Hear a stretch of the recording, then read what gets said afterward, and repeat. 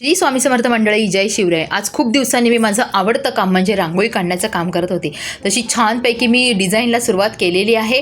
मनात असं काहीच नव्हतं, जे हातात येईल, जसं वाटेल तशी मी डिझाईन काढत होती. आणि हे बघा, आमच्या बाजूला काय चाललेलं, आम्हाला गणपती बाप्पा काढायचा होता, तर त्याच्या भाषेत हा सुंदर सुंदर गणपती बाप्पा त्याने काढलेला आहे. बरं, हे तर चालूच राहील. आणि त्याच्यानंतर छानपैकी मला तुळशीची रांगोळी काढायची होती. तर अशा प्रकारे मी आधी खडूने रांगोळी व्यवस्थित काढून घेतली, ड्रॉईंग काढून घेतल्या, त्याच्यावरती मी ही रांगोळी काढली. आणि आता मी छानपैकी सजवणार आहे. आणि माझी डोअरची रांगोळी तर झालेली आहे, दारापुढची. आता मला हे रांगवायचं आहे. तर अशा प्रकारे छानपैकी दिवे लावून माझी रांगोळी सर्व रेडी आहे, माझं दार रेडी आहे. कारण जेव्हा उंबरठ्यावरती प्रसन्न वातावरण असतं तेव्हाच लक्ष्मी आपल्या घरात येते. हे तर माझ्या मम्मी पप्पांनी खूप लहानपणापासून मला हे शिकवलं आहे. त्यामुळे रांगोळी हा माझा आवडता विषय आहे आणि खूप दिवसांनी काढल्यामुळे मी खूप एक्सायटेड होती. तुम्हाला कशी वाटली रांगोळी? खूप छान वाटते ना. साधं सिंपल आपलं तुळशीचं छानपैकी रोपटं काढलं आहे मी, जसं मला जमत होतं तसं, काही न बघता. आणि त्याच्यानंतर सर्वत्र लाईटिंग केली होती. असं छान तोरण माझ्या पप्पांनी मला आणून दिले दादरवरून. हे खूप सुंदर दिसतंय दरवाजाला, हे छान तोरण लावलं अशा प्रकारे.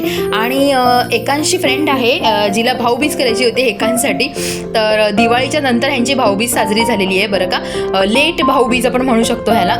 तर ती फायनली आज घरी आली. खूप कारणाने ते टाळत होतं, मागे पुढे होत होतं. तर असं तिने एकांशला छान गिफ्ट दिलं, तर खूप एक्सायटेड होता.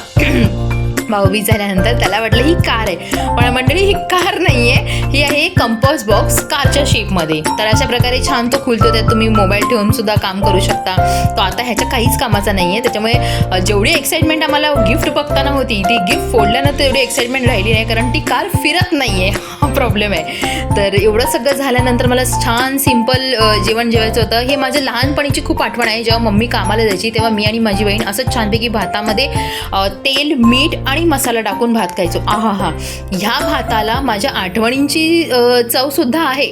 पण ह्या भाताला जेवढी चव आहे ना, तेवढी पंचपक्वान्नाला सुद्धा नाही आहे. कारण माझ्यासाठी हा माझ्या लहानपणीची आठवण आहे. खूप मला आवडतो असं साधा सिंपल भात खायला. तुम्हाला सुद्धा आवडत असेल, तुम्ही कधी ट्राय केला असेल तर नक्कीच ट्राय करा, तुम्हाला सुद्धा आवडेल. थँक्यू.